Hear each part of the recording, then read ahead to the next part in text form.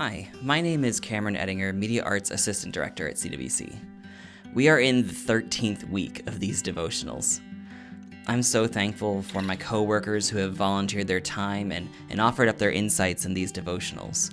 Their words and perspectives have definitely been helpful to me during this time. The current Life Verse series that we're in right now has been a great opportunity for you to get to know the pastors and directors better, and also be pointed to specific verses and passages that have been impactful in their lives. The verse that I'm about to share is going to require a little bit of explanation because on the surface level, this is not the sort of verse that sounds empowering or inspirational. So first, I'd like to share a bit more about me so you can understand why I find this verse so powerful. Insecurity has been an off and on battle for much of my life. I've said it to people who are close to me that I can often be my own worst enemy. As an artsy person, I'm quite accustomed to critique, and by extension, critique of myself. There have been numerous situations in my life where I've examined my circumstances and said, I'm just not whatever enough. Fill in the blank. I'm just not talented enough. I'm just not strong enough. I'm just not creative enough. I'm just not good enough. These destructive thought patterns have had all sorts of negative impacts on my life, but perhaps the most destructive effects were on my faith walk. You see, as a Christian, I was armed with the knowledge that God created me. It therefore stood to reason in my mind that God created me to be not talented enough, or not strong enough, not creative enough, not good enough. That led me in a pattern of bargaining and bitterness with God. I would find myself asking, God, why did you make me this way? All while tearing myself down for not meeting my own expectations. This verse became instrumental in eventually stopping those destructive thought patterns. Romans 9:20 says, "But who are you, O man, to answer back to God? Will what is molded say to its molder, 'Why have you made me like this?'" This verse in Romans is built on a legacy of verses in the Bible that point out the absurdity of us, humans, God's creation, in questioning God in this manner. Jeremiah 18 depicts God as a potter and the nation of Israel as his clay that he is shaping.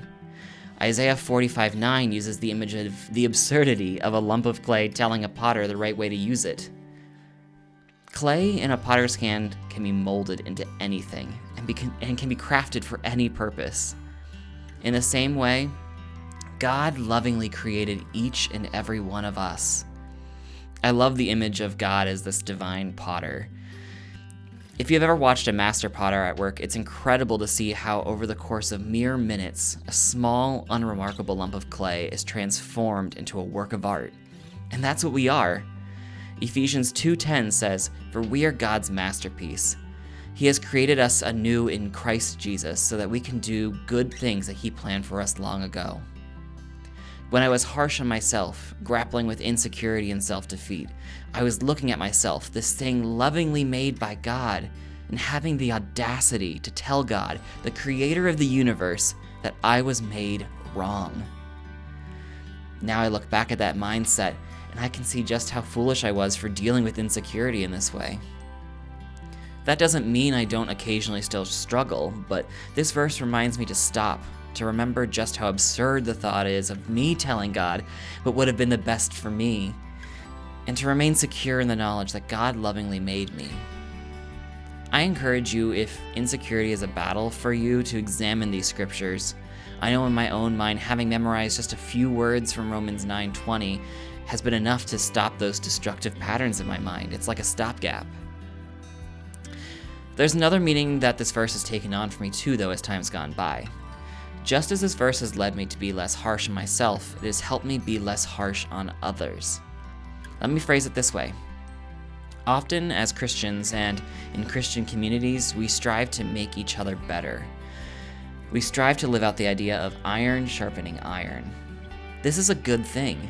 We're called to keep each other accountable, to encourage each other to run the race we are running. Where it can become problematic is when we move from encouraging each other to shaping each other. We look at a fellow Christian and say, "It would be great if they were like this," or "They should do this." In our best intentions, we become the potter attempting to shape the clay. Regardless of our intentions, the result of attempting to do so is that we may cause someone to bristle against the design that God has for their life. Let's go back to the clay analogy. Think about how absurd it would be for a half-formed pot to tell the potter how to craft another pot he's working on. Likewise, we may think that we know the direction someone else's life should take, but that really is not our decision to make. Instead, we should encourage each other to greater intimacy with God, so that God can be the one to continue to mold and shape our lives. There's no greater contentment we can find in life than when our sense of security and self-image is placed firmly in His hands, and when we are dedicated to the unique calling that He has placed on each and every one of us.